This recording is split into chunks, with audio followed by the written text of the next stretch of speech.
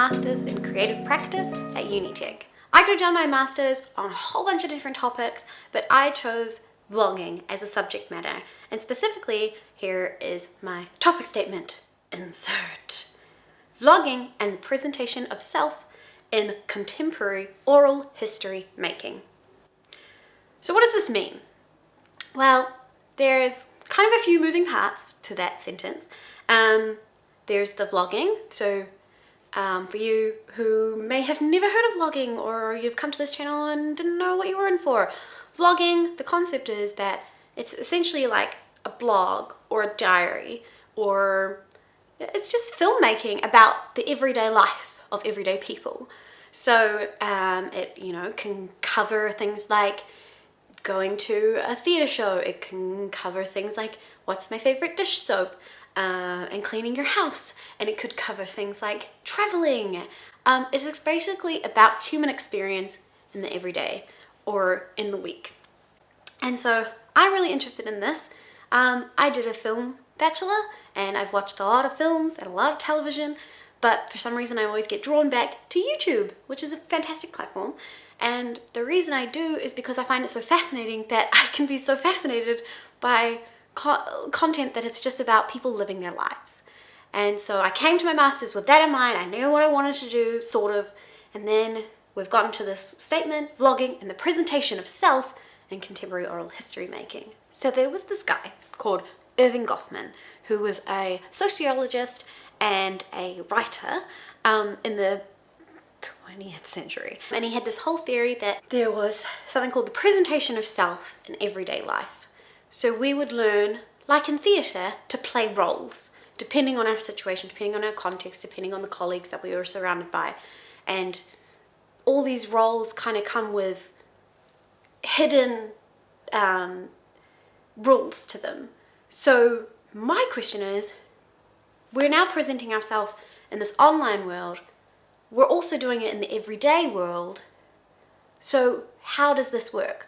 How does the presentation of self work now when we're presenting ourselves online in an edited and curated manner? You guys following me so far? Anyway, the last part is that in contemporary oral history making. So what is oral history? Oral history is the idea that an anthropologist or a historian or someone just interested in people would go out into the wide world and go and record audio tapings of people talking about their life experience, talking about their culture, talking about work, family, whatever it was, talking about their history, and they would go record it from a person within that culture.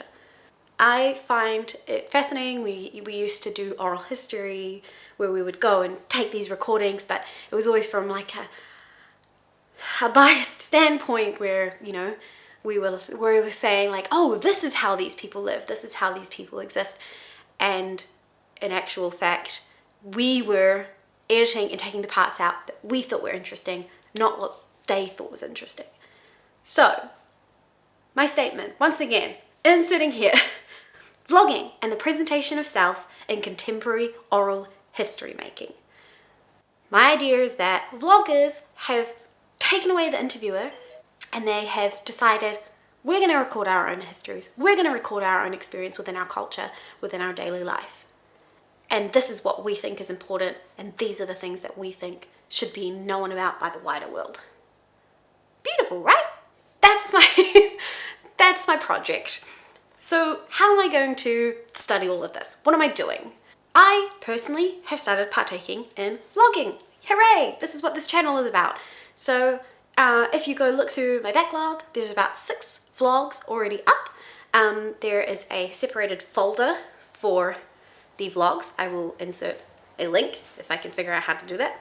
And yeah, so I've started making the vlogs because I need to be participating in this world if I'm going to talk about it. At least that's my opinion. And I'm trying to at least create a new piece of content once a month within the vlogging realm. You may have noticed there's other stuff on this channel. There's like gaming content, and I'm going to be starting some kind of podcasty or voice acty kind of stuff as well.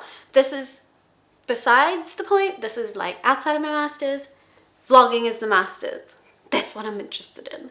The other stuff is just surplus to requirement. And because I started that channel, why not fill it? So my content is going to be experimenting with the form and function of vlogging. So I'm going to be attempting to do travelish kind of vlogs. I'm going to be attempting to do, you know, just like an average day vlog. Next week, I start daily vlogging. For a full week straight, I'm going to try and produce a piece of content, edit that content, send that content out into the world the very next day, and do the whole process again for a whole week consecutively. So this is going to be interesting. Glad you're watching the introduction now. And all of this is going to be leading into building my data.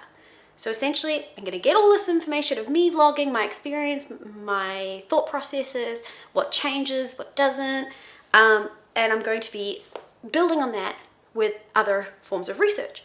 I'm going to be reading books, and I'm going to be obviously doing a lot of online research. I'm going to be watching a lot of vlogs, and I'm going to be separating those vlogs into kind of data gathering segments and going through and using all of that. I'm also hoping to do interviews, but ethics is a long process and I need to figure that part out. But if you're a New Zealand vlogger and you're interested in talking more about your New Zealand vlogging experience, I would love to hear from you. Please contact me, comment down below, something. So why do any of this? I think this project is important because it allows us to look deeper at new age content and what we're doing currently in the world and what people are interested in currently in the world. We're no longer all flooding to the cinemas to watch the newest piece of content. We go online in the privacy of our own house and we watch people living their lives and we find it interesting. I want us to learn about the value of presenting ourselves online and having us be the makers of our own history. Us be the curators of what we think is important right here, right now. And obviously, I have a whole lot of other reasons, but I'm not going to tell you them all because I don't want to bore you. But in any case, you would be helping by liking and subscribing, ringing that little bell, watching all my vlogs when they come up, and you will be known as an 8-bit ember. If you join this family, you will become an 8-bit ember. You are building the fire. You are building the digital fireplace. Now, I haven't really addressed that. The reason it's called the digital fireplace is because we used to, as people, gather around the fire to tell stories to each other. We would sit and we would listen to the words be woven across this warm hearth as we sat and experienced life with each other. Now we do this digitally. Now we sit around this fire together, and me talking to you through the screen is like sitting next to the fireplace. So become an 8-bit ember. Come sit down by the fire, let's weave stories together, and hopefully you can help me do my masters for the rest of this year. Yeah. If you have any other questions and comments, please drop them down below. I would love to hear them. In any case, guys, thanks for watching. Feel free to watch the vlogs. Feel free to watch the other stuff. It's all about storytelling. And goodbye.